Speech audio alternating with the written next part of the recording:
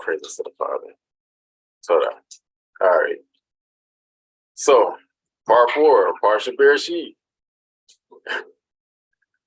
All right. So, as we all know, picking up where we left off.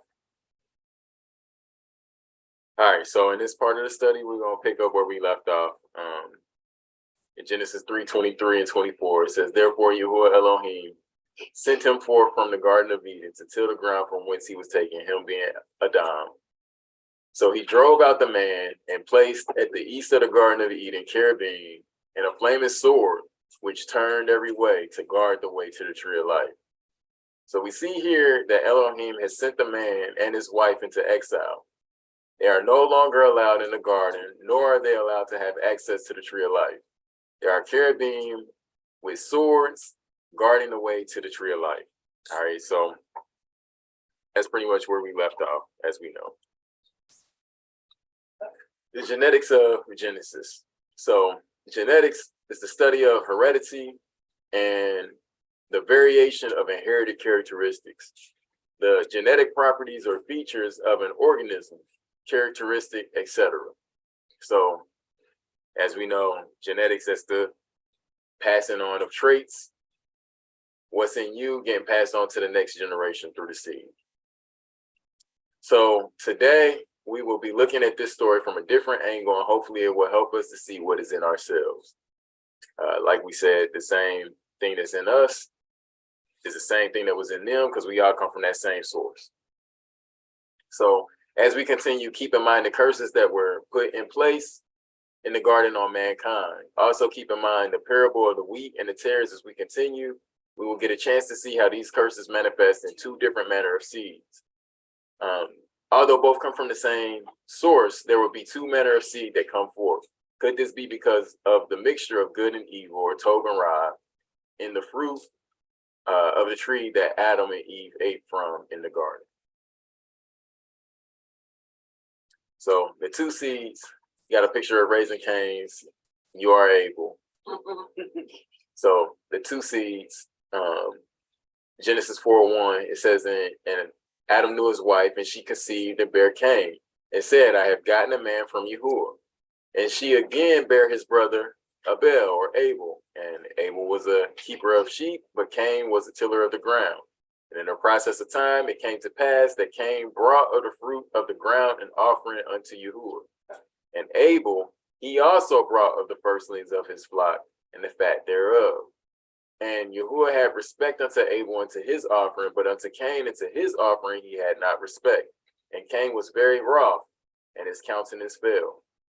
So, just a side note, one thing to keep in mind is that we are not given the reason that Abel was called Abel. So we get the reason why Cain is called Cain, that she said that she had gotten a man from Yahuwah, and that's a play on the words for his name, but we don't get the meaning behind Abel's name. And then just one of those things to think about and consider is what Abel's name actually means, with it being vanity or a thing basically that's like brought forth in vain. Could it be something about Cain that's the reason why she named Abel Abel? So the two seeds, what's in the name? So interestingly, however, we are given a reason that Cain was named Cain. Genesis 4:1, it says, Vaha Adam Yara et Hua, or Yada, I'm sorry, Yada et Hua Ishto Va Tahar, I'm sorry, Va Tahar Va Telet et Cain Vatomer Haniti Ish et Yahuwah. So it's basically just saying, verse 1, and Adam knew Hua, his woman, and she conceived and bore Cain and said, I have gotten a man from Yahuwah. So we got it all color highlighted and coordinated so that we can see what we're looking at. So the first square is Cain's name, Cain. And then the second red square is the verb from the root verb of his name. So that's where she's saying that she's gotten a man from Elohim. And that kaniti is, as her saying, I have gotten. So the question now becomes, was this really the case? Was it true that she was given a man of Yahuwah? Or perhaps would it have been more accurate to say that she had been given a man, a ish, from the man, Ha-Adam? And then that in the blue is that a man from Yahuwah. It's a ish at Yahuwah. So she literally saying that she gave birth to this man from Yahuwah, but we're gonna see if that was really the case. So this is the root of his name. Well, 87014 is his name, Cain. Same as 87013 with the play upon the affinity to 7069. Cain, the name of the first child. It's also a place in Palestine and of an Oriental tribe, i.e. the Kenites. And then we can look at H7013, which is the same word, Cain, from H6969 in the original sense of fixity, a lance, as striking fast, a spear. And just keep in mind how all of these things is going to play into the nature of who he is. H6969 is kun, a primitive root to strike a musical note, that is to chant or wail at a funeral, a lament, mourning woman. And then H7069, kana, which is the verbal root, to erect, that is to create, by extension to procure, especially by purchase, causatively to sell, by implication to own, to attain, to be a buyer, to teach, to keep, right?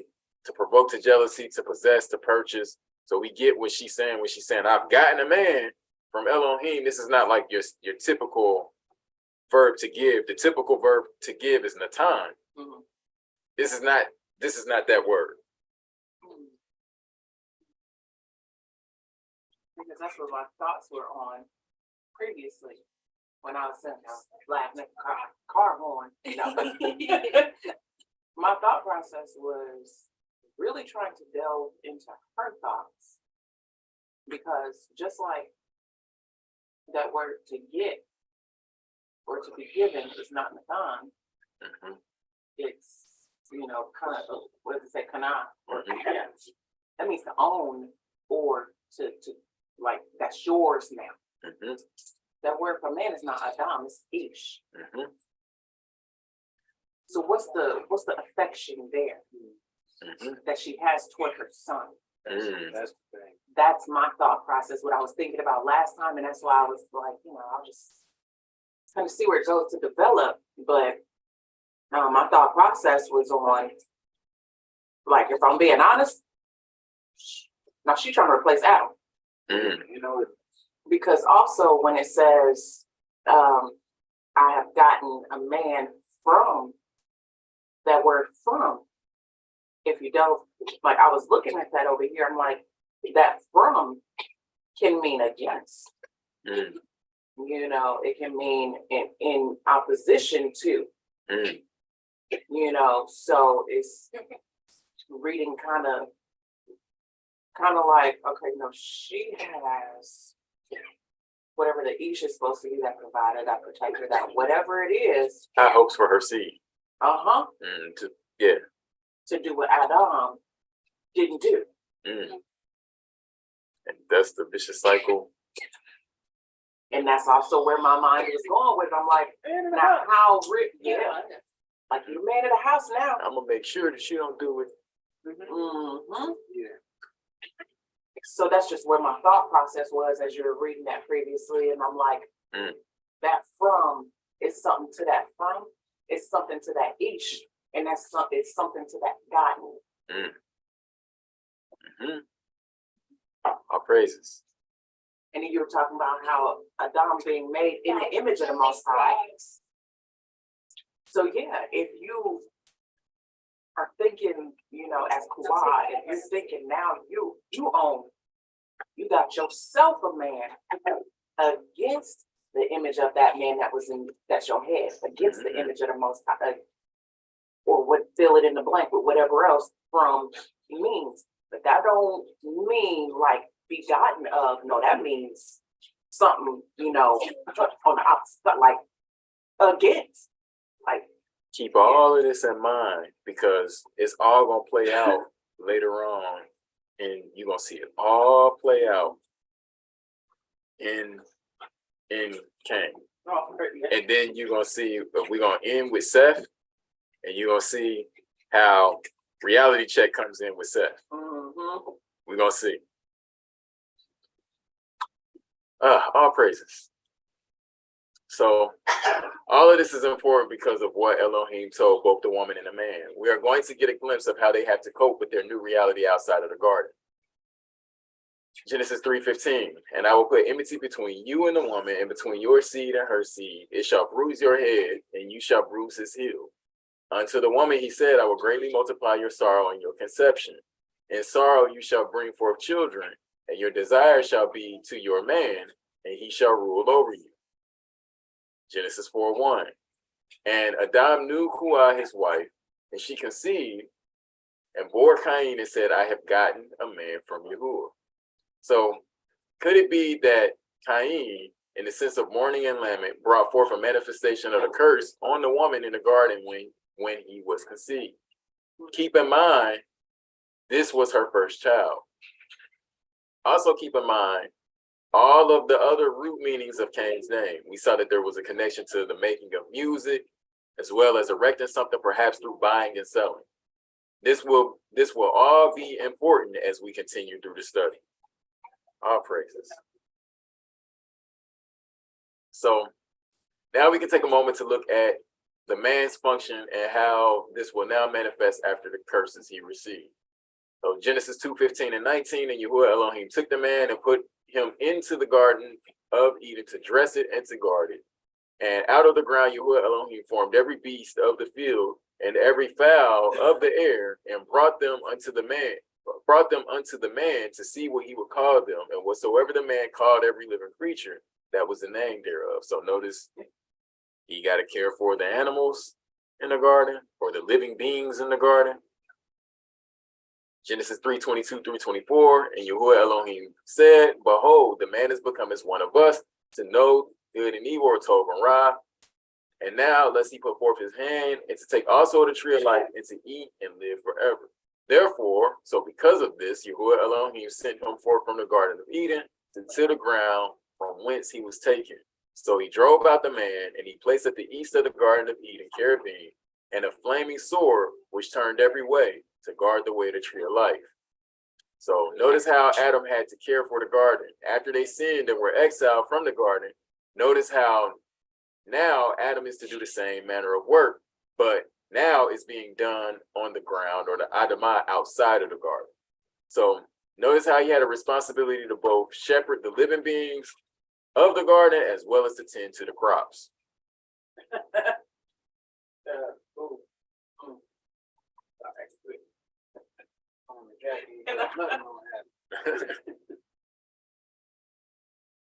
You know what? No, it literally just occurred to me because we were talking about previously. We were talking about the garden, and through our own studies, we're looking at the covenants at one time, and then looking at the covenants of mankind, and then we were talking about, I think it was the last week or the week before, the word garden. So he had to do that. He had his tasks to do in delight at first. Oh, but because you didn't appreciate it and you didn't do what you were supposed to do with it, you were out of order in delight. Now you got to be by the sweat of your brow. Now you don't get to do that by ease and by delight no more. Still required to do the doggone thing. You don't get to do it in fullness of delight no more. All praises. And I didn't end up putting that in the lesson, but when you look at that phrase in Hebrew, by the sweat of your brow, it's literally by the sweat of your nose, or your af. The same word for nose in Hebrew, or af, is the same word for anger. So now you mad, you big mad. Like it literally isn't by the sweat of your face, like panayim. It's not by the sweat of your face, it's by the sweat of your nose, which is Same word for anger. So little play on words there. That's an excellent point. All praises. So notice how this responsibility and function of Adam is going to manifest in his two sons. In other words, the two responsibilities of Adam are now split between his two sons.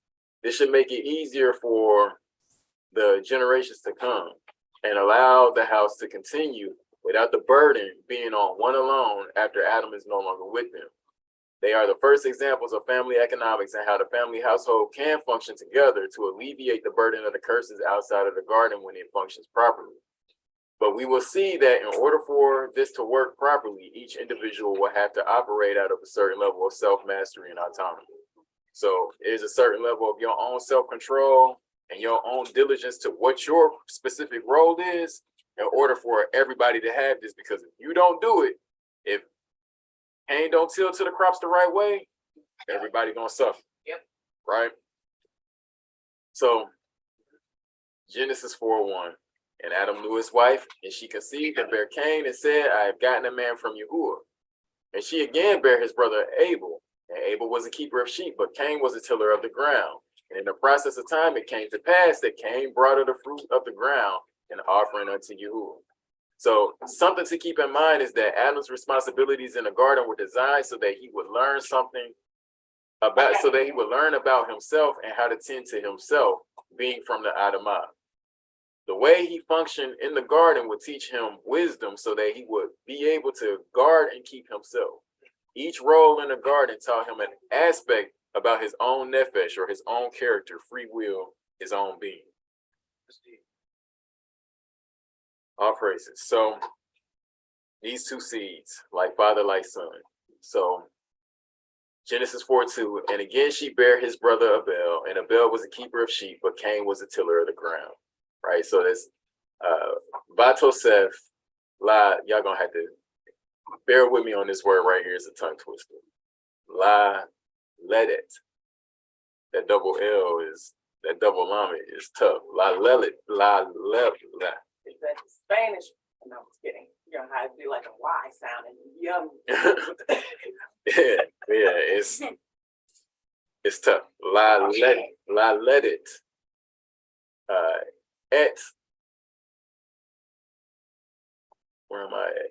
La Ledet et Achiv et Chabel Vahi, Vahi Habel Roe Son Vakain Haya Obed Adamah.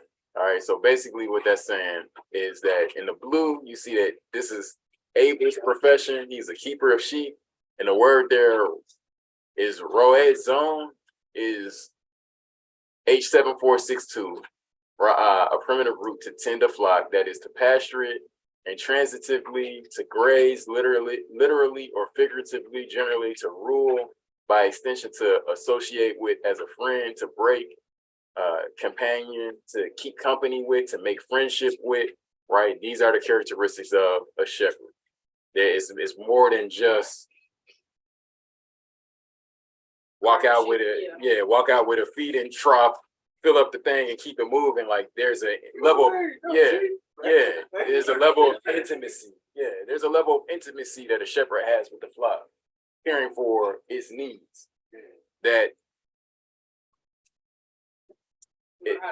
like hospitality. You learn hospitality. Kind. You don't necessarily understand shepherding unless you shepherd, right? Like you don't understand the selflessness of shepherding unless you have been in that position. Then that's when you realize, like, oh no, it's so much more. We looked at that one video where like the sheep fell over on his back and he couldn't get off of his back. Yeah. And you see the shepherd trying to do everything that he can to get the sheep to where it can turn back around and get back to moving so it can get back to the flock. That's a level of intimacy that he has to have for the flock, caring for it, and truly looking at these sheep as, like, for lack of better words, like they almost like family. Like he cares about these sheep. For this one sheep, right? Like he cares about it. Mhm. That man spent hours on that video trying to get this sheep to be able to stand up on his own strength to walk back to the flock. You know, think of them. Immediately feel like that. It makes me think of how the nation was commanded to bring the sheep in. And days before you supposed to sound like you're supposed to treat that sheep like your family. It's supposed to, by the time you get done caring for this You creature, felt it. you're supposed to not want to kill this thing. Like it's supposed to become, you know, one of your one like you, like you're supposed to see yourself in that thing. And so now when it's time for it to be that sacrifice is supposed to hurt. And that's what you put over your doorstep. Thought process, like I know what this thing went through, and I might be saved. That's what it was. Absolutely. And like that's really kind of what I'm trying to highlight with noticing exactly this role of a shepherd, because what is he cares this much about these sheep, and he'll kill and give the best one to Yahuwah. He'll let the best one that he has, the one that he cares about the most, he will give that thing up in order to make friendship with Yahuwah, to be shepherded by Elohim. Without spot or without blemish, yeah. Who's the best of the best? Who was that best of the best? So it just goes to show you his heart. But yeah. So then we look at Cain. It's in a red. Obed Adamai. It literally is like he's a servant, right? It's from H5647. To work, by implication, to serve, to till, to enslave, to keep in bondage, to be a bondman. In some cases, it's a worshiper, right? This is a generic term for being a worker. A slave servant is Obed, right? From the root word abad. So could it be that the jobs of these two are also telling of their character as well? Are we getting clues to the nature of their nefesh in these seemingly irrelevant details? When we look at Abel as a shepherd, there's a certain character he must have in order to function in this role properly. He must care for the flock and have a level of compassion for the flock in order for them to get what they need. We are no longer in the garden, so he will have to protect them from predators, often placing himself in danger. We see that he has a heart that seeks friendship, perhaps reminiscent of the desire that Adam had in him in the garden when he felt alone. So we notice that in Genesis 2, that Adam had this desire for companionship when he was dealing with the animals and shepherding over these animals that were in the garden. And that's why Huah was made, right? There was a desire that he had. This was wired in him. When we look at Cain, we see that he is a servant to the Adamah. And this is the exact same thing that his father was as well. He serves and he tills in the ground of the garden. This is what he is by profession as well. So could it be that we are getting clues on his character as well? Is it possible that this is an imagery of him being a servant of himself, with the Adamah being representative of his own flesh? Remember, the man, Ha'adam, was made from the ground, the Adamah. Is he a slave to his own being? Is it in his nefesh or character to serve himself? In this, are we seeing that he is in bondage to something, and that there is something that has rulership over him? So one thing to keep in mind is that the ground was cursed for man's sake. So notice that if he's a servant to the ground outside of the garden, that might be a little bit different than what he was inside of the garden, because outside, now you outside and the ground is cursed.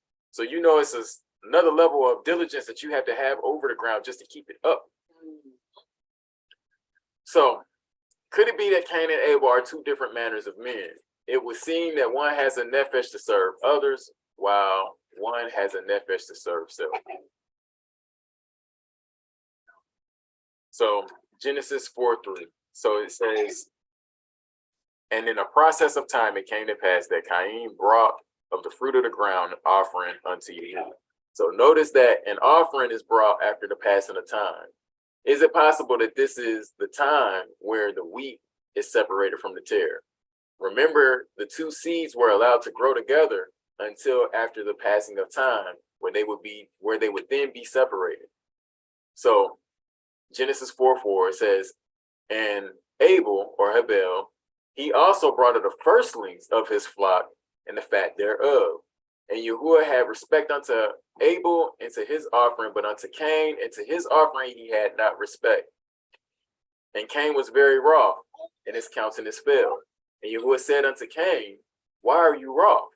And why is your countenance falling? If you do well, shall you not be accepted? And if you do not well, sin lies at the door, and unto you shall be his desire, and you shall rule over him. So we see here that Abel brought the firstlings of his flock. However, Cain just brought of the fruit of the ground. It appears as though Cain did not, in fact.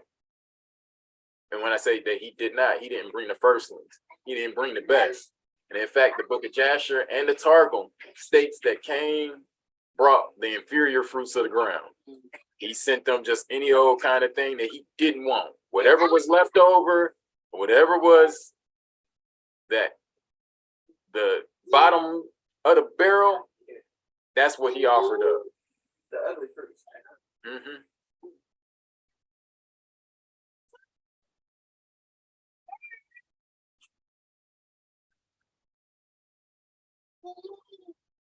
All praises. So Proverbs 3:9-10. Honor Yahuwah with thy substance and with thy first fruits of all thine increase. So shall your barns be filled with plenty, and the precious shall burst out with new wine. Right? You know how Yahuwah feels about this. It's not no mystery with him. All he wants is the firstling, a portion of the best you got. That's it. And you can have the rest. That's it. So we're going to see how they will live out their professions when it comes to how they approach Yahuwah. Before we continue, it is important that we know why we are studying the scriptures. They are supposed to show us ourselves. It is supposed to act as a mirror so that when we see these people and read their stories, we are supposed to see ourselves because they have passed down a part of themselves to us. So James 1:22, but be ye doers of the word and not hearers only, deceiving your own selves. For if any be a hearer of the word and not a doer, he is like unto a man beholding his natural face in the glass. For he beholdeth himself and goeth his way, and straightway forgetteth what manner of man he was.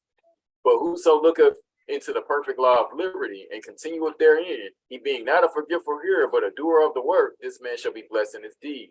If any man among you seem to be religious and bridleth not his tongue, but deceiveth his own heart, this man's religion is vain. Pure religion and undefiled before Elohim and the Father is this, to visit the fatherless and the widows in their affliction and to keep himself unspotted from the world. Now, just keeping in mind how this, because oftentimes it's easier for us to look at Cain and be like, I don't know how he did that.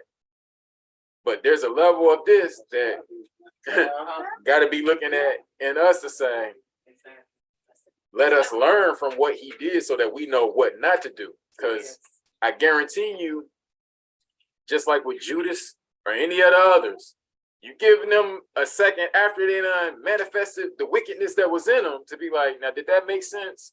And once they reap what they sowed, then it's like, this didn't make sense. Probably ain't got to reap what they so like you said with Judas. Mm-hmm. Right after he did it, he realized, tried to take the money back. And that ain't nothing to do with that. That's yours, clear. So let us be very mindful as we going through it to look at it and not just put them in a compartment and be like, Abel good, Cain evil. Yeah. But like, nah, it's really something to say about the human condition in general and the things that are common to all mankind to be like, really analyze this thing. Really, being honest, it's more like Abel this day, Cain that day. Within me. Less Cain this day, more Abel. Let's work on identifying when, not if, when for being Cain. Because I know for me, I'm just thinking on personal studies and stuff like that, just various situations where it's like, no, I could probably put way more effort into it. You probably put way more, it's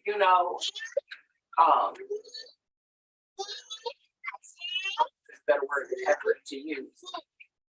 But I could probably do better and not. Just a little more, Yeah. or a little bit more out of the tank. Squeeze that little bit more out. You're pressed for it, and even not only like studies and stuff, but various housework, sewing projects, various different things like that. I'm like, no, I could do better. There's always an area of some sort I can do better. Instead of just having my mentality about stuff, because for me it's just like, all right, no, both exist. Like Paul said, "Oh, wretched man that I am." And this is pretty much that juxtaposition of the Tov and the Ra. But it will be told for us to choose the Tov and to shoot the evil. Like that's what this whole thing is about. And while we're tilling the Adamah to work the ground, now let that man work that. Like that's what the whole thing is about, so that we can actually reap the Tov by the sweat of our brow. Hopefully we can get the Tov and not just the thorns and thistles. But yeah, all praises.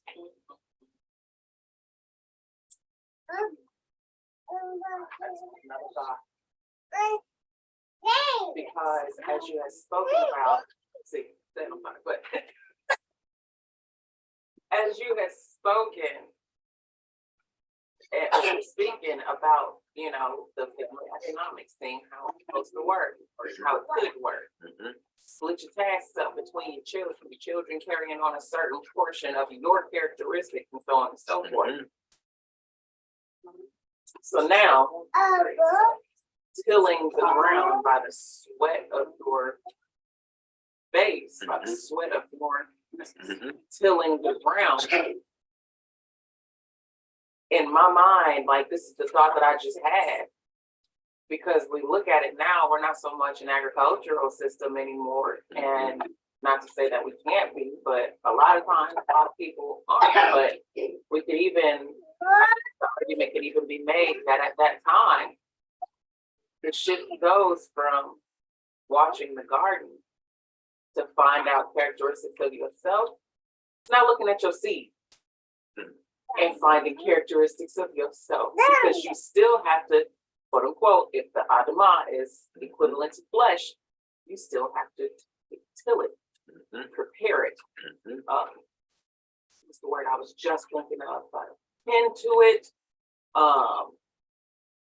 rear it up. That's what it is. Rear it up, just like you would a garden, but you around your garden. All praises. So, all praises. So, what I want us to see is that when we are looking at the scriptures, we are to see ourselves in our ancestors. If we do not, we will fall into the pattern that is being spoken of in James. This is what Cain did not do, as we will soon see. So, it was something that was in him that can be identified, and what took place with his mother and father in the garden that he didn't pay no attention to. And it just magnified it exponentially in him. So instead of him looking in himself for why what was presented from the ground was not worthy, he looks everywhere else, hence being blind to what manner of man he was. So not only do we see the offerings that were made by the two brothers, we are really getting a glimpse at the hearts of the two. Abel has a heart as a friend, as a shepherd over the flock, while Cain is a servant to the ground or his own flesh. Which spirit are we operating in? What are we bringing before the altar of Yahuwah? Is it of the inferior fruits of the ground, or is it a first fruit after the seed of the word?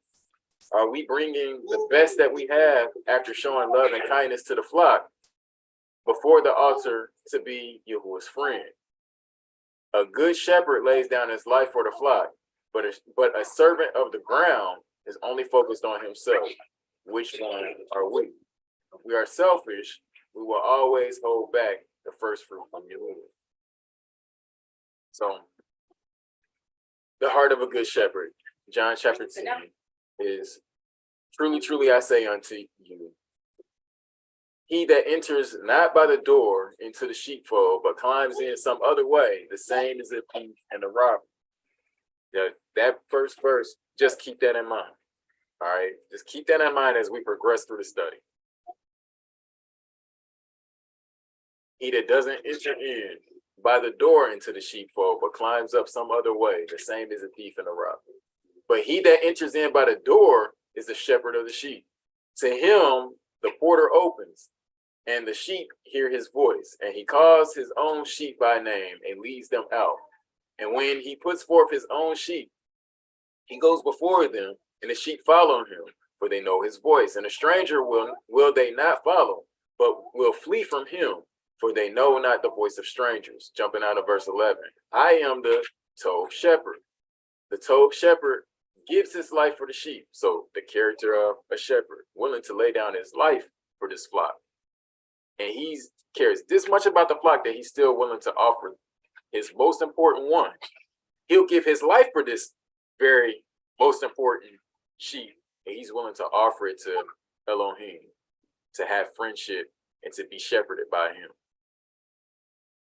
This is the heart of Abel. But he that is a hireling and is not the shepherd, whose own sheep are not, whose own the sheep are not, sees the wolf coming and leaves the sheep and flees, and the wolf catches them and scatters the sheep.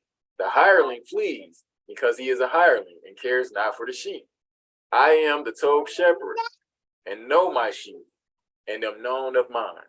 So this is Mashiach talking, but you're seeing how Abel embodies a lot of these characteristics of this greater one is to come. So, like, even as a side note, when we think about all that Mashiach is doing for the redemption of mankind, he wearing so many hats and he doing so much that it's really like to understand what he's embodying. It's unfathomable. But yeah. I'm over here having thought, like, yeah. Like, whereas before we getting glimpses, and he's like the embodiment of it all for our redemption, so that we can get back into this place that we've been exiled out of. Yeah.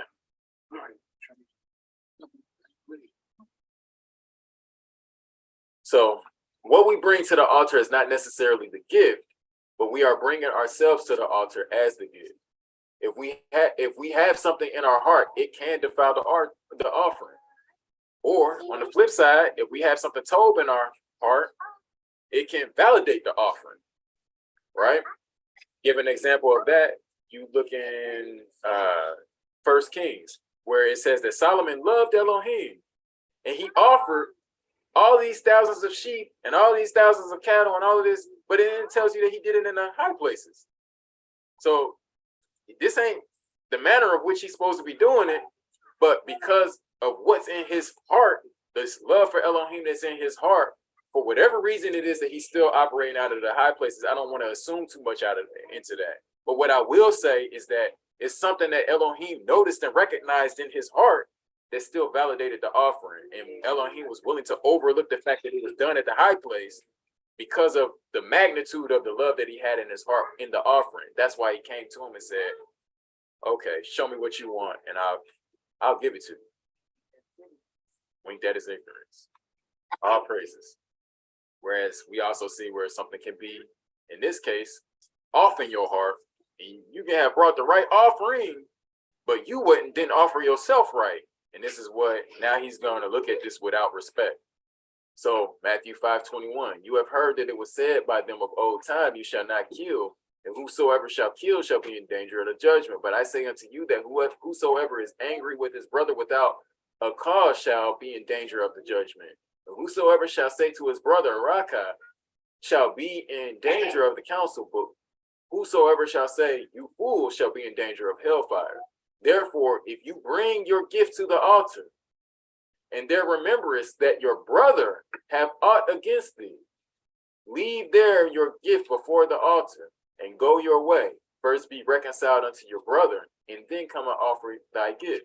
So there's nothing wrong with the gift. Something wrong with you offering yourself as the gift. That he said, nah, put that on the back burner for a second. Go get that right, so that way you can offer yourself. You can come before me the right way. Agree with your adversary quickly while you are in the way with him, lest at any time the adversary deliver you to the judge, and the judge deliver you to the officer, and you be cast into prison. Verily I say unto you, you shall by no means come out of thence till you have paid the uttermost farthing. All right, so what you're offering is really an outward expression of you, right? Okay, that's humbling in itself, because it said, remember, if your brother has it all against you. So that's not even like you have it all against your, I mean, yeah, it came up, but I'm just saying, like, wanted to mention, to point out that, so that means that someone comes to you like, you kind of offended me. It's your responsibility to be like, all right, what, hey, even if you feel like you didn't do anything wrong, hey, let's talk about it. What's going on? What did I do? It could be literally simple as steps like that, and then, of course, bring the word that we can talk about it. But I'm just saying that right there is deep, because how often do we do that without realizing it? And somebody has something against you, and you're just like, I ain't my problem. I'm cool. I ain't nothing no way. But is the Father hearing your prayers? Is he accepting your gift? Is he accepting you before him? So just something to think about. That's deep. All praises.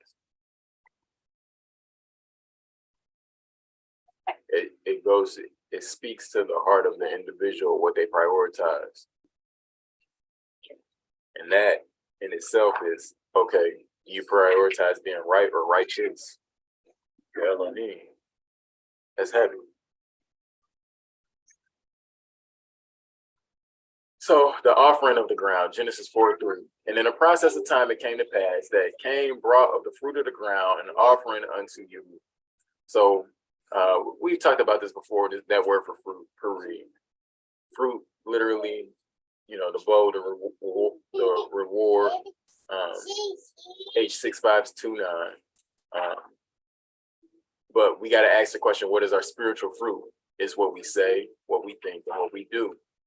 And we're going to see this as it plays out in Cain, what seed was really in him, what seed he really was operating out of. Then we got the pictographic, the pay is a picture of the mouth, the resh is a picture of the head, and the yod is a picture of the hand. You got your mouth or your words, your head or your thoughts, and your hand and your actions. So Genesis 4:5, but unto Cain and to his offering he had not respect. And Cain was very wroth, and his countenance fell. Yahuwah said unto Cain, why are you wroth? And why is your countenance fallen? If you do well, shall you not be accepted? And if you do not well, sin lies at the door, and unto you shall be his desire, and you shall rule over him. And Cain talked with Abel his brother, and it came to pass, when they were in the field, that Cain rose up against Abel his brother and slew him. So do we see his fruit? And how it started in his mind? The look on his countenance changed. Something was going on internally in his mind. Then how it went to his speech. Next thing you know, hey, bro, let me holler at you. Come to the side. But all the while, you know what you got in your heart. Then notice how it flows into his hand, his action. He slew his brother. So this is why we must guard what is in our ground. When sin is full grown, it brings death. James 1:13. Let no man say when he is tempted, I am tempted of Yah, for Yahuwah cannot be tempted with evil. Neither tempts he any man, but every man is tempted when he is drawn away of his own lust and enticed. Then, when lust is conceived, it brings forth sin. And sin, when it is finished, brings forth death. So notice how the thing that was in him is described as having a predatory nature. There was something in him that wants to bring him under the curses that were declared on his parents in the garden. Now, you will notice how the sin in him, the seed that the serpent planted, operates just as the serpent did in the garden. it has a predatory nature, perhaps akin to the serpent's tendency towards consuming the dust of the earth. So 1 Peter 5:8, be sober, be vigilant, because your adversary, the devil, as a roaring lion, walks about seeking whom he may devour. And notice how this sin that's in him is operating the same way as this roaring lion. Genesis 4:5. But unto Cain and to his offering he had not respect. And Cain was very wroth, and his countenance fell. And Yahuwah said unto Cain, why are you wroth? Why is your countenance fallen? If you do well, shall you not be accepted? And if you do not well, sin lies at the door, and unto you shall be his desire, and you shall rule over him. Now, I highlighted all of this because this is, if you look at what he's saying here, Genesis 4:7 is almost identical to Genesis 3:16. All the same words, exact same thing. So what is Elohim saying here? Genesis 3:16, and unto the woman he said, I will greatly multiply your sorrow and your conception. In sorrow you shall bring forth children, and your desire shall be to your ish, or to your man, and he shall rule over you. Now compare that to what he said to Cain. If you do well, shall you not be accepted? And if you do not well, sin lies at the door. So now, instead of the ish, you're going to see how we're going to be talking about sin, right? And unto you shall be his desire, and you shall rule over him. It's the opposite, right? So notice the intentional wordplay pointing us back to what was told to Kuah. Notice he is to govern over sin as the man does the woman. It will have a desire for him, but he is to govern over it and not allow its pulling and tugging at him to affect his authority to govern over it. If he will lend his ear to it, meaning when I say if he obeys what it's telling him to do, he will fulfill its desire, thereby giving up his rule over it. The only way that he'll be able to rule over the sin is to not fulfill sin's desire, right? What connection are you saying with 4:7 and 16? That is literally the About same. desire? It's well, we're gonna get into it in the next slide. It's literally one of them chiastic instructions. I'll just put it that way. So in both cases, the same words are used. So H8669, Tashuka, in the original sense of stretching out after, a longing, a desire, right? From H7783, shuk, a primitive root to run after or over, that is to overflow water, right? And then we already talked about the word mashal last week with H4910, to rule, to have dominion, to be a governor over. So basically, notice here how the desire has its root in overflowing or overtaking. In the case of Cain, sin is stretching out or pulling at him to overtake him. It is his job to rule over or have dominion over it so that it does not overtake him. This tugging and pulling is an aspect that will exist between desire and ruling from the garden forward. But when we do well, we are accepted. So that's the caveat, that when we do well, we're accepted and everything works properly. But otherwise, minus doing well, you're going to see how it's this dynamic between this desire and this ruling. So in the case of the woman, there is a desire that was in her, going back to the garden scenario, that was not of the father, hence not doing well. If Adam fulfills that desire that is not doing well, then he's given up of his dominion. And in turn, they both gave up their dominion that they had over everything. Same case with sin on a personal level. It's one of those things that is there, but you can yield yourself to it, or you can choose to do well. If you do well, you'll be accepted. Everything will be okay. But if you don't, then you're going to give up something in trade of fulfilling something, right? So just something to keep in mind. Doing well for acceptance. So getting into that part of it, right? H3190, yatab, which is to be or causatively, to make well, literally to sound beautiful, or figuratively happy, successful, right, to be accepted, to amend, to use a right, to benefit, right, to be glad. This is all of what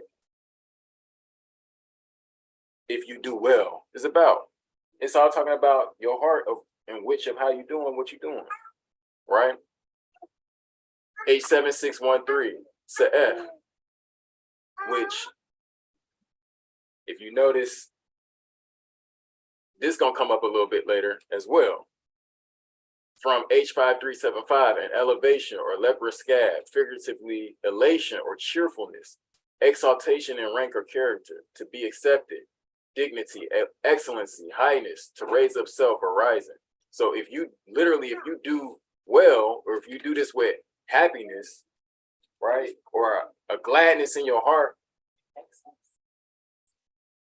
then, right, next thing you know, you can be elevated in character. You can be elevated with the Father, right? He resists the humble, or he resists the proud, but he gives compassion to the humble. He will raise you up in due time. We hear all after you have endured for a while. We hear all of these things. This is how this process works, but it starts with doing what's acceptable before Elohim first. To do the humble. In order to do a thing, so you have a job. In order to do that job well, for example, if you out fixing the counter or painting the house or something like that, painting the room, in order to do that job excellently, you have to humble yourself. You might want to hurry up and quick get it done, cut corners. Oh, I can do this and be done in no time. Will it be the highest quality that you can do? Humble that, then you have to humble yourself down and say, no, I could do it the quick way, or I could do it the right way. Anything with what, and that's just what it brings to my mind as you're, talking about that. Like you have, in order to do it in highness or in excellency, you have to humble yourself down to do that thing. You have to put yourself down, buckle down, and do that thing. Ain't no cutting corners. You gotta buckle down. Bring in that first fruit, that firstling, the fattest part, like you said, and that's where it comes down to that choosing between the Tob and the Ra. Everybody has this free will and this nefesh, but going back to what will we choose to do with it? So 2 Corinthians 9:6, it says, but this I say, he which sows sparingly shall reap also sparingly, and he which sows bountifully shall reap also bountifully. Every man according as he purposes in his heart, so let him give, not grudgingly or of necessity, for Yah loves a cheerful giver. And Yahuwah is able to make all grace abound towards you, that you, always having all sufficiency in all things, may abound to every told work. So stepping out of the realm of just monetary, right? Like this is a mentality that can be put in place towards everything you come in contact with every task from small to great. You can apply this concept of putting your best foot forward and saying, I'm gonna give you who are the best. And that's that thing of the self-mastery, right? Which is obviously easier said than done. Another thing is giving others your best too. Your children, Akoti, Isha, which is always why we have to work on ourselves, make sure we get ourselves right, because whatever covenant we establish, as a marriage or even like with your children, like it's your duty to give somebody your best self too. That's the same as loving first love followed by your heart, so might and love your neighbor as yourself. So it kind of fall along. Some people like, oh, give food the best, but then you talking to Akoti, it's on your neck, like. Like, I get him the best. Yeah. Right. He cares about all that. Like even with each other, we gotta treat each other correctly, righteously, in a genuine way. What we seeing in the story with Cain and Abel. Usually what ends up happening is, and we don't realize it that way, but it's really as simple as what seed are you operating out of? And whatever is in you, that's what's going to manifest and be made, is going to come out. So notice that it wasn't just Cain he thought he was just dealing with one aspect of it versus the other. Oh, no, this is just with Elohim. No, he takes out his anger with Elohim on his brother. That's Yeah. that's All the big anger is part. towards I Abba was gonna try to say. Yeah. He could reach. He would have tried, but he could only get it off on. So he took it out on his brother. That's a big point right He there. wasn't mad at his brother. He was mad at you. Like that's what Moshe was saying. Y'all And not really, bickering. he should have been Y'all bickering. mad at himself, but because he can't see what manner of man he is, because he told, right? How dare you, when you know good and well that you brought the inferior, you brought the stuff that you didn't even want. You brought the stuff that you didn't even want. So how you think that Elohim was gonna look on it and be like, it's not logical, but he felt justified in doing it, and it happens a lot, and it's one of those footholds for all of us to be mindful of. Yeah, he would have did it when he didn't accept his offer. We looked at him crazy. Because that's really what it thought. Why the countenance and why you looking at me for that? Right. What you looking at me like that for? Oh, you think you too? That's what Moshe was saying. Remember, he was like, "Y'all not bickering against me. Y'all bickering against the Father. He's over it all." What James say? Where do these strivings and where do they come from? Desire you have now.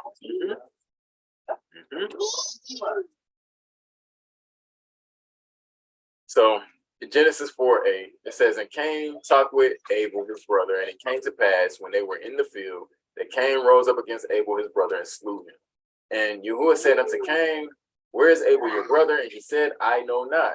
Am I to guard my brother? Now, the word used for guarding his brother is shamar. It's the same word for keeping or guarding in the garden, right? And he said, what have you done? The voice of your brother's blood cries unto me from the ground. Now, that point that you brought out earlier is paramount. Because what you're seeing is this is coming full circle. All these parallels between Cain, Eve, perhaps what her desire was for him, and His father. and perhaps Elohim is bringing it to your face and saying, no, it ain't this. Trust me, it ain't that. And you're going to see. This ain't the one. Whatever hopes you got for him, he can't do. How quick you will allow our false hopes to be exposed. Stuff we shouldn't be trusting in. You allow it to not deliver us. We were discussing it one day, because we were even thinking, because I was asking him one day, I'm sorry. And y'all just like, Because I was at, and I had asked him one day, like just in passing, and I looked at these conversations because I forget what I was doing. I was just like moving some bed or something, and then it just but right. so why do you think that it had to be marked? Because if he, if we were just discussing that thing, even down to the mark that the Most High gave to Cain, because something was going on to where, no, I'm not going to kill you off because I understand something about you. But the mark that you receive, there's something about it. Like what? You know what I'm saying? So just to bring back to like what you're talking about, like the parallels between him and his mama, and then the possibility of how his mom's looking at and all of that stuff. And even in why he was marked the way he was marked and so on. So like it's just Oh, praises. So notice how the cycle in the garden is now repeating, but there are some differences. So notice that the sin takes place in the field. Now we just saw in the previous verse how that's a repeat of the phrase that was said in the garden. You're gonna notice some more repeats of phrases. So, like I said, notice how sin takes place in the field. So when he kills Abel, he takes him out to the field. The serpent is the most subtle beast of the field, and you're starting to notice how this field is taking place. And now the field is it's in Cain, right? So Elohim asks his parents about what happened, giving them an opportunity to confess. They at least confessed that they had erred.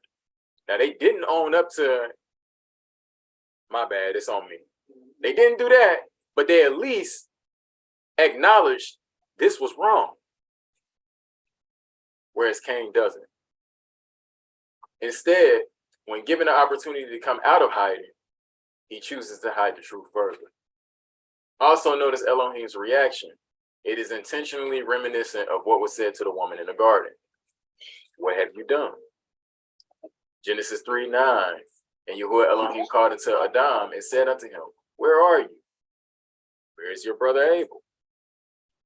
And he said, I heard your voice in the garden, and I was afraid because I was naked and I hid myself. He hid his brother. And Yahuwah Elohim said unto the woman, what is this that you have done? What have you done? And the woman said, the serpent beguiled me and I did eat. So you're starting to see how this process is repeating, but now it's not just repeating, but it's getting amplified. So a dysfunction from function. So what is a brother?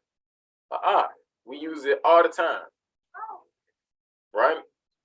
Notice what Cain's response was. Am I my brother's keeper? Am I to protect or guard my brother? Yes, you gonna keep your command.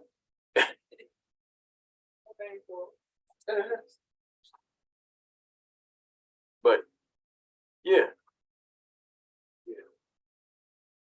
it's a very unfortunate response because guarding his brother was his function, Okay, right? Especially, I came from your mom. Right. like you're talking about, at the very least, Yeah, the family economics. And if you wasn't thinking about the spiritual aspect, That's what I'm nah, if I saying. take out the one who's farming, that's more work on me. I ain't trying to do all that. I'm just tripping when he walking or something. You know, I don't know, like, you know, but like you wouldn't even think about doing that. Like we don't even think about that sometimes. Like which makes me think of, so when you do bite, take heed that you don't devour one another. Or whatever that may mean, you know.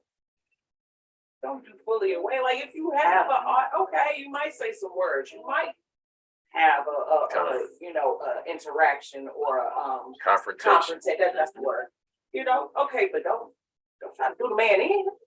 We were just talking about that on the way back home today. We were just talking about that earlier today. About or it was either leaving or coming back, about how Torah has some very specific protocols about, okay, when two men brawl. Yes. I'm not gonna say it would be my desire that this don't happen at all. And if you love your neighbor as you love yourself, this is not gonna happen. But now here's something that has to be added because of your transgression. When you do though, because it's gonna happen. When you do, it's certain things that are not to be done, and if they are done, eye for eye, tooth for tooth, life for life. Yeah, absolutely. But it's the strength, the ox head, olive, and the head, the fence, the protection, right? So an ox or a brother is a strong protector or a strong fence for his brother. When we look at this word pictographically, it's exactly what he was supposed to be. Yeah. But yeah, it's Yeah, like no, you didn't just clearly. So It was just the pride. He couldn't even admit to it. He got caught. Like, right. Yeah, but yeah, in the heat of that moment, you're not even thinking rationally. You just talking. right. At the side of your life. The fear of Yahuwah wasn't there either. Because think about it, how the fear of At all. like please, don't destroy me. that was Cain, that was his parents, right? It's like, well, let me come on up out of here, but like, but at least, yeah, this was wrong, and I acknowledge that this was wrong. And is there any way that you can spare me in this, right? Like, but Cain is like, yeah, and so what? Yeah, and exactly. And why should I? Why would I care about that? And on top of that, you know what you done. It's not no mystery where your brother is. It'd been one thing if he said this and it's like, where is your brother? I don't know him. I'm my brother's keeper, and you really genuinely don't know where he is. That's already wrong. But to say that when you know exactly what happened and where he is, you on another level. Mm-hmm. I was gonna say it kind of goes into Yahuwah's compassion too, because you know how often with Israel he will always purge the evil from the midst, and he will always use like people as examples and stuff like that. So instead of him killing Cain, he harmed him. That way people can understand and know this is gonna happen if you act like you're not your brother's keeper, or if you murder or kill someone, you know the blood sperms out. So yeah, like that's compassion even in that, like for others, like you know what, this is a case of someone may not know. I'm gonna go ahead and just. Here's a mark right there, you know. And that's what we were talking about the previous day when I was talking about how we were discussing that mark. That was Yah's mercy on Cain, because like he was Absolutely. supposed to Oh yeah, by his own do away with. who would say, well, the only way is to shed blood. You're gonna kill somebody that made you get killed. That's it, Torah. Yeah, in a latter Torah portion, long down the way. It bounces back to this. I just put it there. It bounces back to this, and perhaps some of the things that's going on of none but his compassion and his mercy.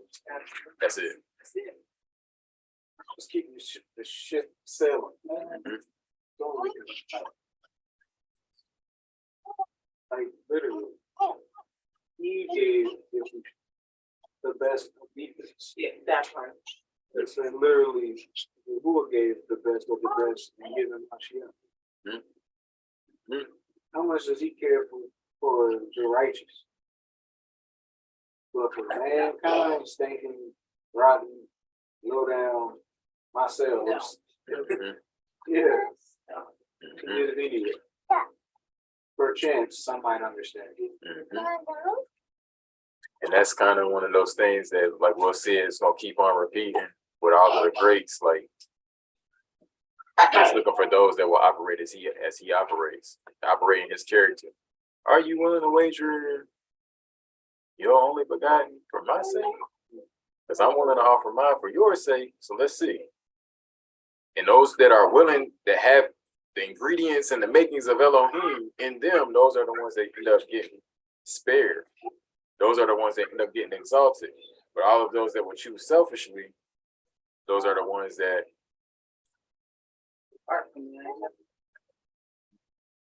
none of mine.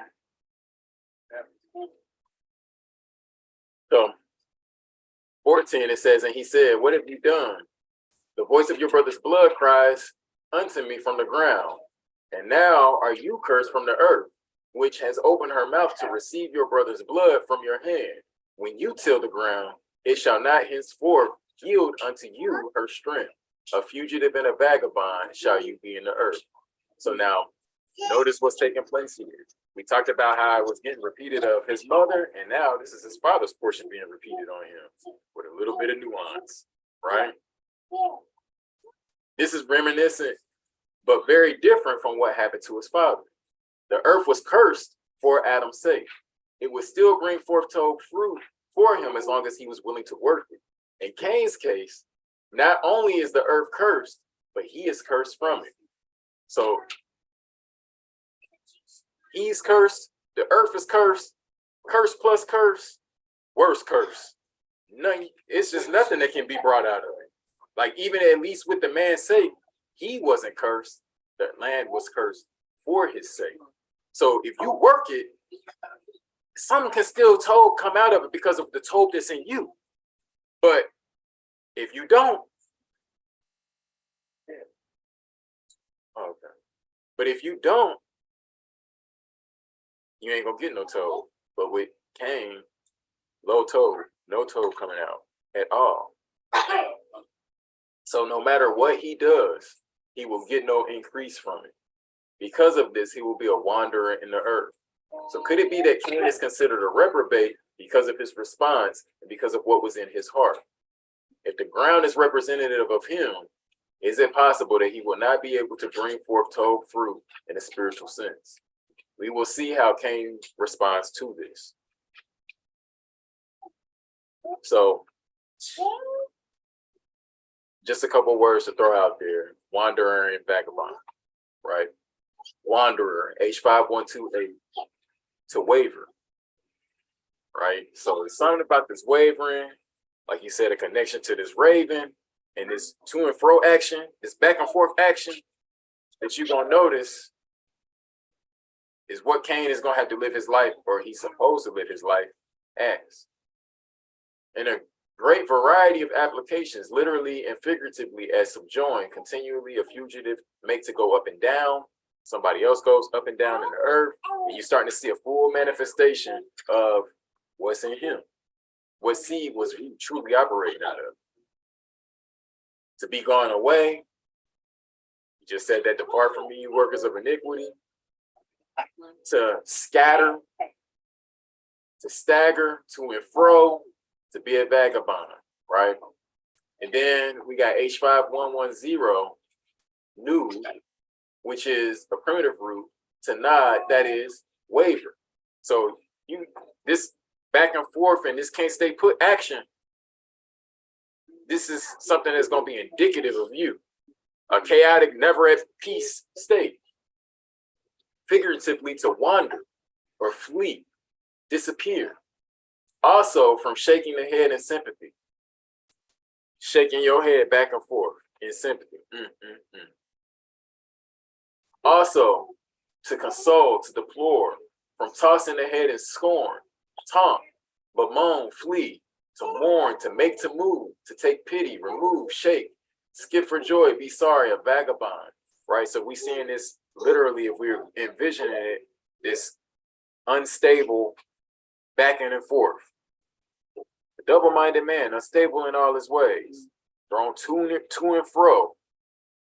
We're going to see how he's going to be an embodiment of this. The wicked flee when none pursue.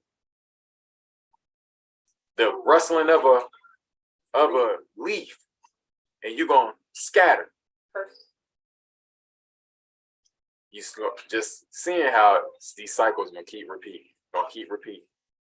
So Genesis 4:13. And Cain said unto Yahuwah, my punishment is greater than I can bear. Very different from his mother and his father. They messed up.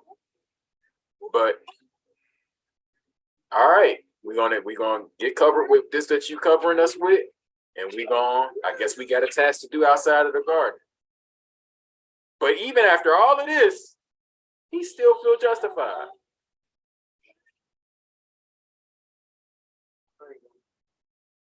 Completely. Behold, you have driven me out this day from the face of the earth, and from your face shall I be hid. And I shall be a fugitive. Now, and from your face shall I be hid. This is what he claimed that he was afraid of, right? Just keep that in mind. And I shall be a fugitive and a vagabond in the earth. And it shall come to pass that everyone that finds me shall slay me. And Yahuwah said unto him, therefore, whosoever slays Cain, vengeance shall be taken on him sevenfold. And Yahuwah set a mark upon Cain, lest any finding him should kill him. And Cain went out from the presence of Yahuwah. And that from the presence of Yahuwah is literally the same phrase. He went out from before the face of Yahuwah and dwelt in the land of Nod on the east of Eden. So I'm pulling all of this together to say that same word H5110 for him being a vagabond, he goes to a place by the same name. Okay. Node, the same as H5112, vagrancy. Node or Nod, the land of Cain, H5112, exile or wandering. So notice that this place that he goes to is a place of exile or wandering, and notice where it is, on the east of Eden. what is he doing now? He claimed, now I'm gonna be a vagabond if you gonna put me away from your face. And then it says he goes from his face, and this is what he does. Now, a vagabond and a wanderer is not supposed to dwell, because that word for dwelling, is a permanent. You are permanent in that place. But where did he go? Where is he wandering from? So, a place of exile. They can't accept his judgment. Notice that he is dwelling in a place of exile or wandering. But why is this place called a place of exile or wandering? It's the question. To dwell is to permanently stay. It is also worth noting that the place is east of Eden, and perhaps it's called Nod or Nod because this is where Adam and Eve exited the garden. This is the place that they were exiled from the garden. And this is the place that he chooses to go. Perhaps, right? Genesis 3:23. Therefore, Yahuwah Elohim sent him forth from the Garden of Eden, speaking of Adam, to till the ground from whence he was taken. So he drove out the man, and he placed at the east of the Garden of Eden cherubim, or cherubim, and a flaming sword which turned every way to keep the way to the tree of life.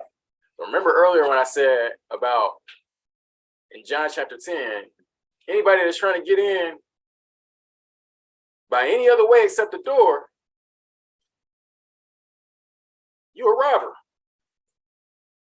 What exactly is Cain's mind and eyes set on? I'm just wondering. This is my own speculation of why he chooses to go to this place.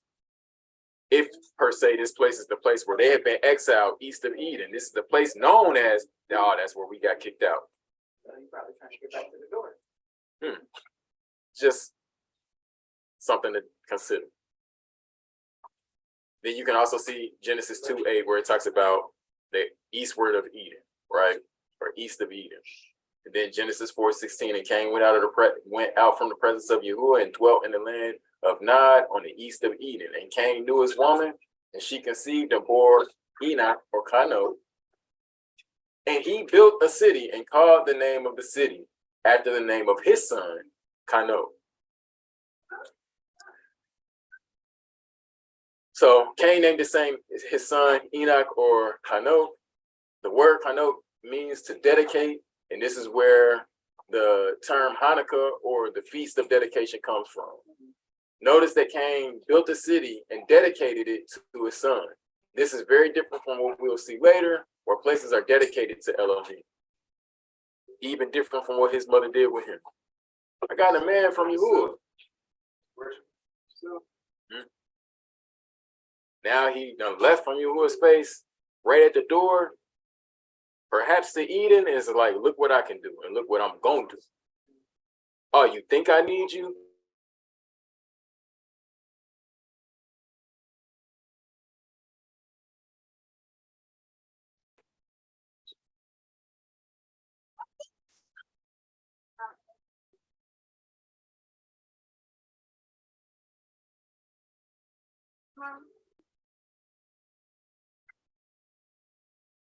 All praises. Okay, all is told. All praises.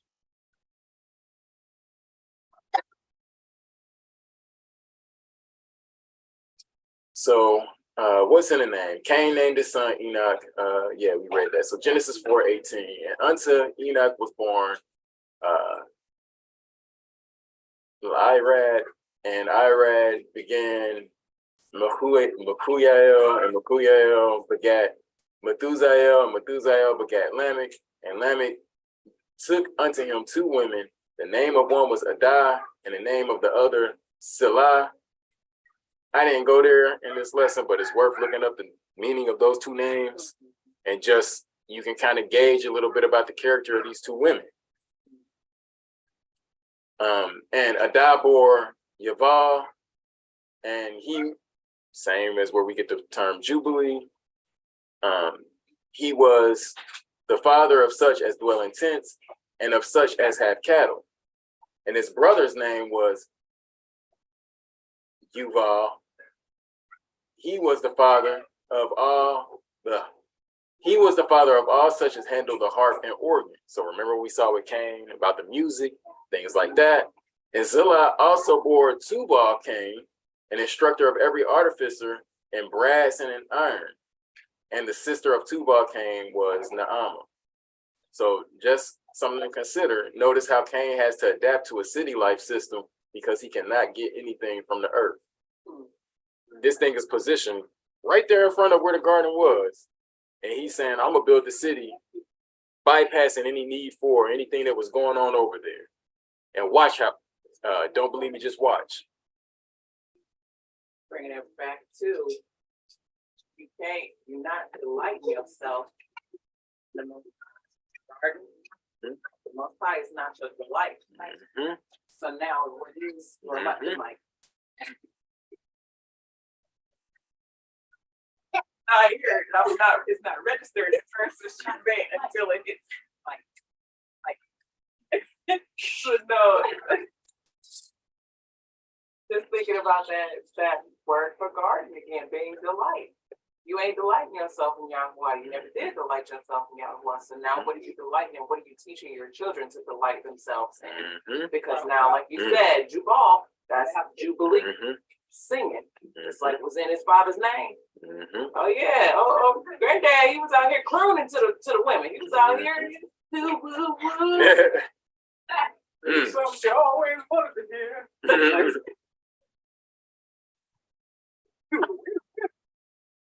So now, yeah, like you said, and it's right outside of that area, east of Eden. So it's your own makeshift way of delight. It's your own version of pleasure. Not like yourself in yourself, your capability, your whatever. And what comes from you, hence the naming of that city after what came out of him, what came from him. This is crazy. This should be a scene. So notice how he has to adapt to a city life system because he cannot get anything from the earth. Instead, his descendants will trade services such as entertainment for their survival. Just every big city. Why are they big cities? It ain't because there's a bunch of farms there. That ain't what it is. It ain't because there's a bunch of gardens there. It's because there's something about the entertainment life they provide. And every single one of them, from here to Timbuktu, like every single city, there are certain qualities and characteristics that you'll notice from the major city players. And there's a certain contrast of that lifestyle to garden lifestyle. Just something to keep in mind and where all of this came from. And why, even when we not to get into too much of it, but this current economic structure is sell, buy. It's not grow on your own and trade. It's selling. It's sell and buy. But anyways, just something to keep in mind. So Genesis 4:23. And Lamech said unto his women, Adah and Zillah, hear my voice, you women of Lamech. Hearken unto my speech, for I have slain a man to my wounding, and a young man to my hurt. If Cain shall be avenged sevenfold, truly Lamech 70 and sevenfold. So notice how the sin of Cain is now operating in his offspring. Notice how the sin of Cain was rooted in hatred towards his brother, which thereby then turned and caused him to murder and take the life of his brother. And now you see one of his offspring, his descendants, the next murders that you hear about, not only do he got one under his belt, but he got two. And yeah, just something to consider to see how now this seed, it keeps progressively getting worse, generation after generation. Increase your sorrow and conception. All praises. Increase your sorrow and conception. All praises. Until you change. The more you produce, the more you gonna hurt behind. All praises.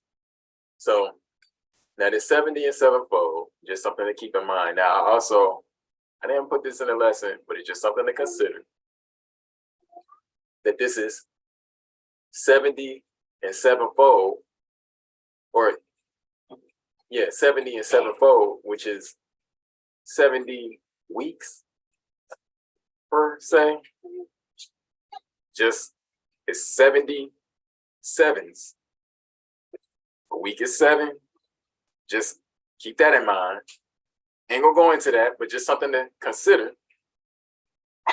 We will look at Matthew 18:15. Moreover, if your brother shall trespass against you, go and tell him his fault between you and him alone. If he shall hear you, you have gained your brother. Now, just out of curiosity, I wonder how any of this might have anything, we might be able to see any of this in Cain and Abel. Having an issue with a brother, taking a one-on-one, and if you go in with the heart to win your brother, all praises, you have won your brother. But notice how Cain goes, and he has an intention. He took his brother 1-1, with no desire of gaining his brother, or making things right, or being right. From example, like just so for anger, but you don't have any restrictions on how you know. I desire mercy over sacrifice. So, verse 16, but if he will not hear you, then take with you 1 or 2 more, that in the mouth of 2 or 3 witnesses every word may be established. And if he shall neglect to hear them, tell it unto the called out assembly. But if he neglect to hear the called out assembly, let him be unto you as a heathen man and a publican. Excuse me. Truly I say unto you, whatsoever you shall bind on earth shall be bound in heaven, or shamayim. And whatsoever you shall loose on earth shall be loosed in heaven.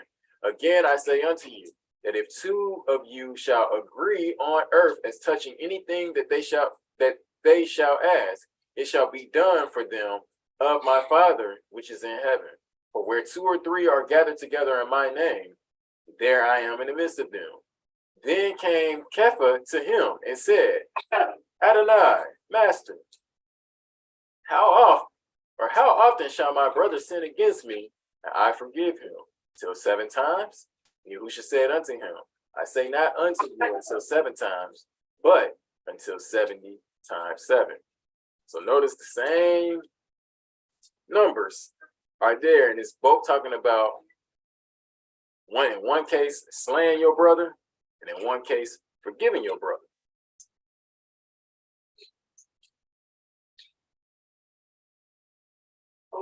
Did I not put that in there? Yeah, I didn't put it in there. But yeah, just one way of looking at that is just saying, literally, he's telling you now reverse that thing.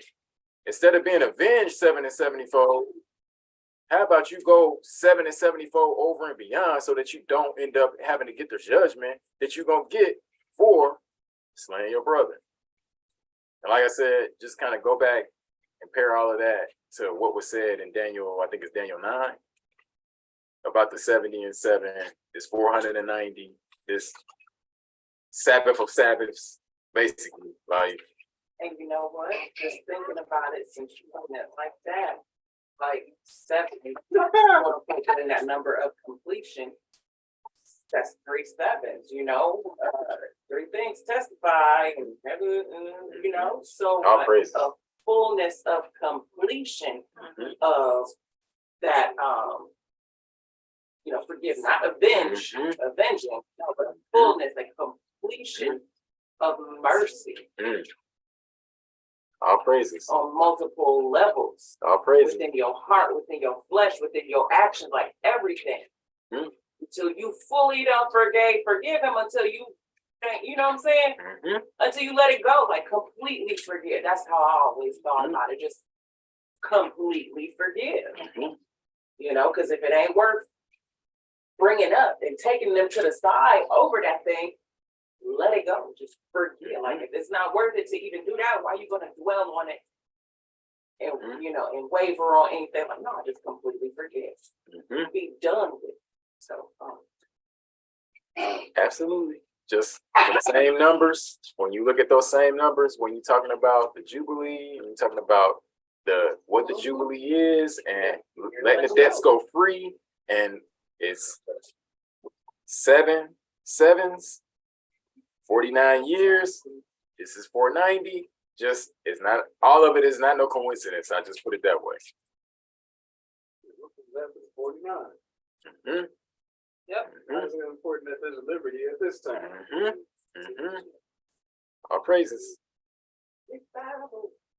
All praises. So Genesis 4:25, and Adam knew his woman again, and she bore a son. And you're gonna notice that this is gonna be very different than what was said the first time. There's a change in tune.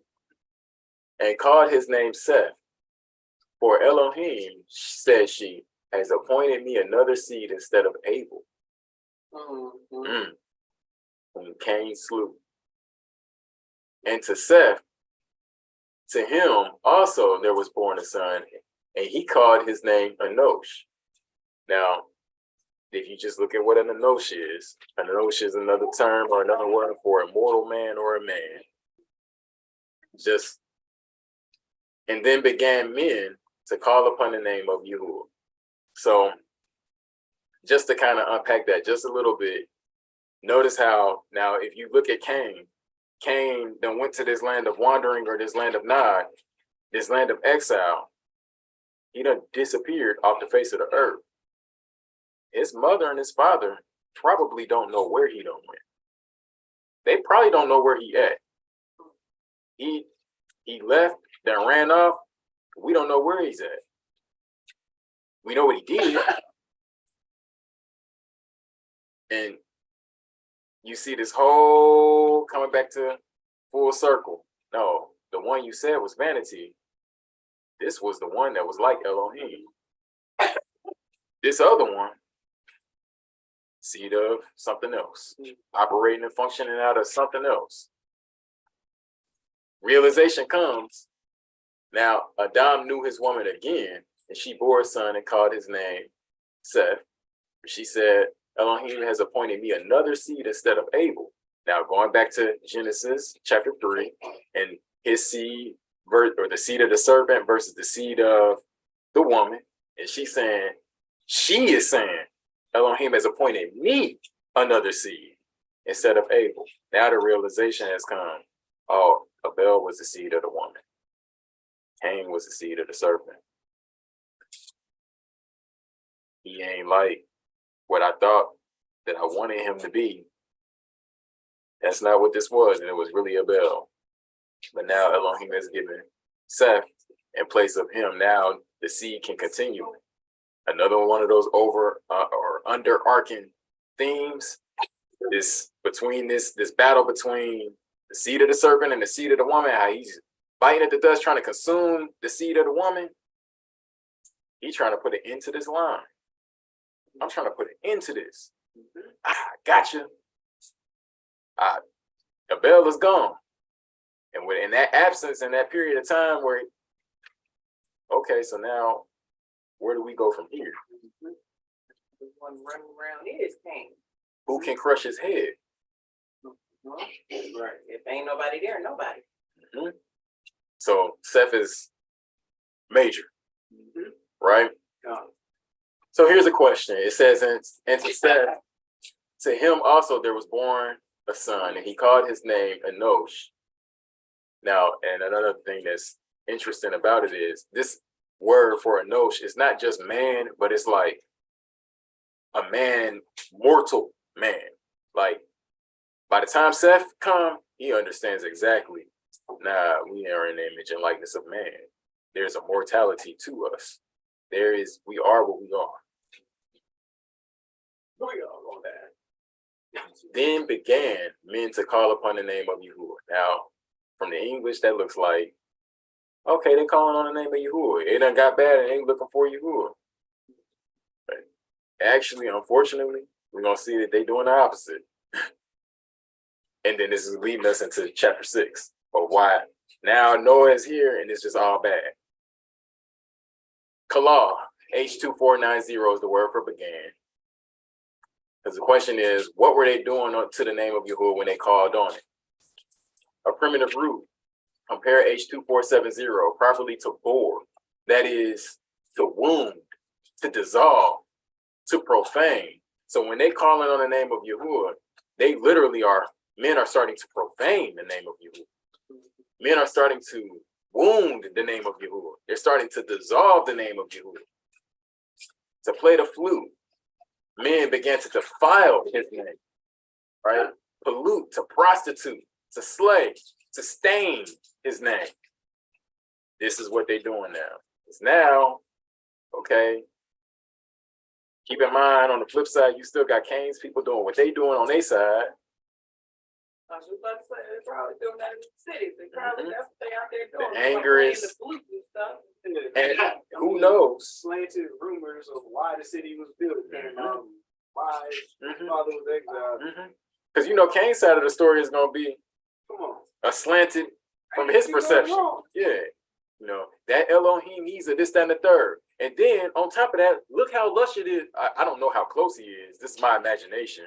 But look how close it is. We right here east of Eden, and they still see the flaming sword and the cherub guarding the way. Like, how close are they to where they are? Look, he won't even let us back in there. If he loved us, I'm just wondering. Because that's how we do him now. Oh, if he loved me, he wouldn't let none of this happen to him. If he loved the earth so much, why would he let all of this stuff happen? And so now you're profaning the name and not taking no what's that, Accountability. accountability. That's the word. Like it says, he just showing you you're in earth, let our words be few. Yeah. That's it. Like, I asked no question. Listen. One time, which is fitting. Mhm. Quiet over. Mhm. And that makes me. Who are you, oh man? Did I not make man's mouth to speak? No. You better. Do you realize who are you to call the? I'm the potter and you the vessel. You gonna tell me that part? That's heavy. Like the imagery in my mind just went to like how easy it is to take a vessel and just break it. How easy it is for that to be done. Push it to the edge, and the weight of itself is going to crush it. All praises. You have to just take the stability from it that you provide. My dear. Yeah. That's where, like, my mind's in another place. There was just, as you realize, I hear a little bit more, and I hear a little bit more about the others too. It's like, really? It's like, he's not playing with you.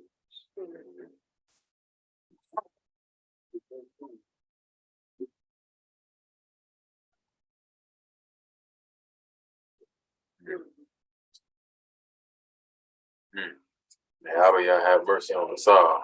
Yeah, because I'm like, you ain't playing with them. I already know you ain't playing with me. It's like the rest of the world, you ain't playing with nobody. The time for playtime is over. That's what he's trying to do. Like you said earlier, you're purge. Give you so much time, like he's way more compassionate than what we are. So how many times did you check the box rejecting before he was like, you know what? Yeah, I was gonna say after the ghost that look at the And that's what I'm like. it's like not that that's over and done with. We don't know only you will know but so no opportunity to be like, hey, fresh and to just direct me. You know what I mean? Yeah. The other one situation, you know, after you will praise and leads, hopefully, you know, you find another chance, another opportunity, like That's what I'm so grateful. Yeah. All praises. He was saying that was literally the instruction too. Like, when you count. They're coming right here. He's just saying that the whole time. You got to get over some. Still have a moment this and Yeah.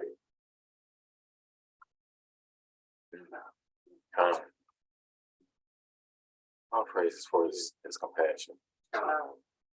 restoration, even in our ignorance, Yeah. still offering us an opportunity to still go out and till the soil, work the soil. Yeah. The Adamah, If you put in the work, the Tob that's in you can be manifested.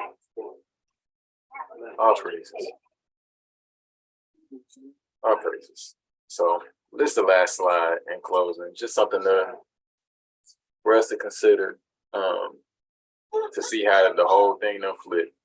We talked about it in the last slide, but we're gonna look at it in this slide again. This is the book of the generations of Adam, right? So we starting over with a new clock. Before these are the generations of the earth.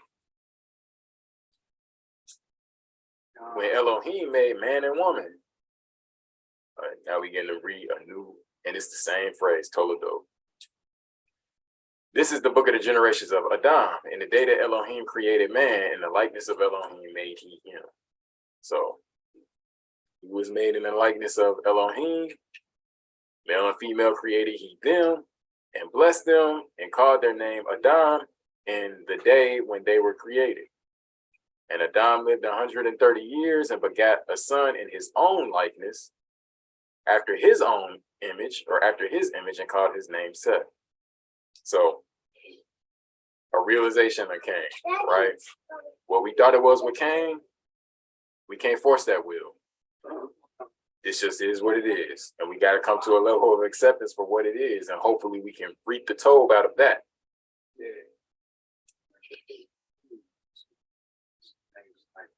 Not trying to say all that. All praises. You're a Sour Patch Kid yourself. You go and plant seed in a Sour Patch Kid. Don't be surprised when Sour Patch Kid sprouts. And that just made me think on like we're talking about. They have all of that time ahead of time to do what he wanted to do. And it wasn't until his competition came when they literally started putting out the propaganda against the law. That's told. Oh, time to get back to work. Time to get back on duty. So if we wasn't gonna be successful there, aim it there.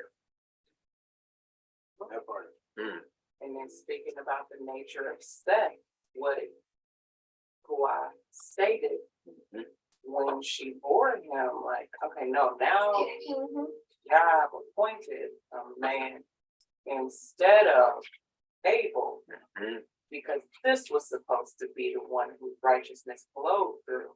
So now there needed to be another dispensation of that, another appointment.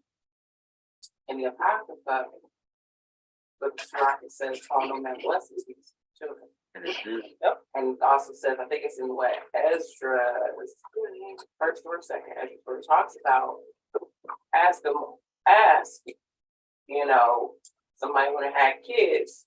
Is the nature of the children that you had in your youth the same as the nature of the children that you have when you have some age to you? Come on. That's what I was going to.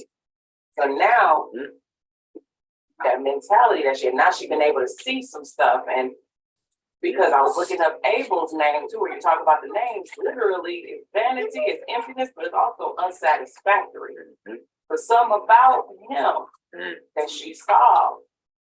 Again, talking about what she desired out of Cain, speaking that thing into this don't be my baby. You the man at a house. However we say it nowadays, Look at my baby. She had to have that. Look, right. So look at her. You just go. Whatever. She exalted above you in her place. Exactly. And so you're doing all of that or whatever it is, you got him in your mind, and whether you're doing all that or not, that's in my imagination. But when it came to Abel, you done named that boy that you didn't call him unsatisfactory from the beginning. So right there, talk lighten in Yahuwah, the one whom he appointed. Ain't delightful to you, ain't the one that you delighting in. It's not, it ain't. Oh no, listen, now you done learned to look. Now you better find. We're kind of talking about that earlier. We're briefly discussing in-house, out-house, whether somebody's acknowledging you or not, the question that's being found out all throughout the earth is, do you want your mom? And if you say you do, why do you want him? Do you want him just for him, or do you want him so that you can hit something that's on the way to him? Because he's going to continue to strip things away until there's nothing left but him to see if that's what you want. And when there's only him and all the things are moved out of the way, if you're moving away from him, you and everybody that has eyes to see knows you didn't really want him. That's what's being found out in all our lives. In certain situations come up, let's find out, do you want him or not?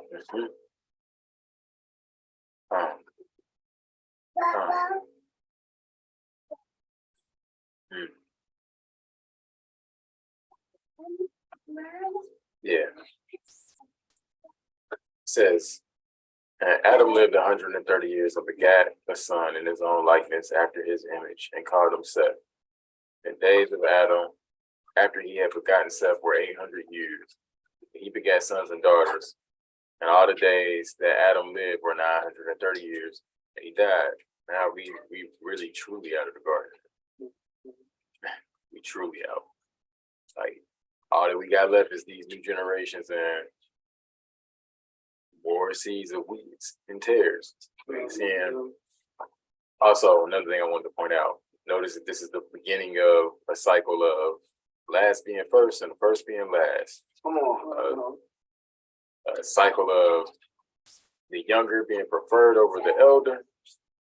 And yeah, you're just gonna start seeing that pattern in that cycle, repeating over and over again. And there's something about the elder, the one who was given the birthright, not being worthy of it, and having a element of pride, thinking, oh, I'm gonna get this just based on the strength of it. It's supposed to be mine just on the strength. And it don't work that way with Elohim. So, yeah. And some of them talks with the elders too. A lot of it there. At least the one. Pay attention, look. Yeah. Yeah. You know what you did like it. You always do like it.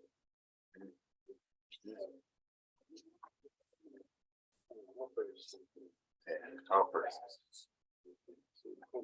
He was told. All praises.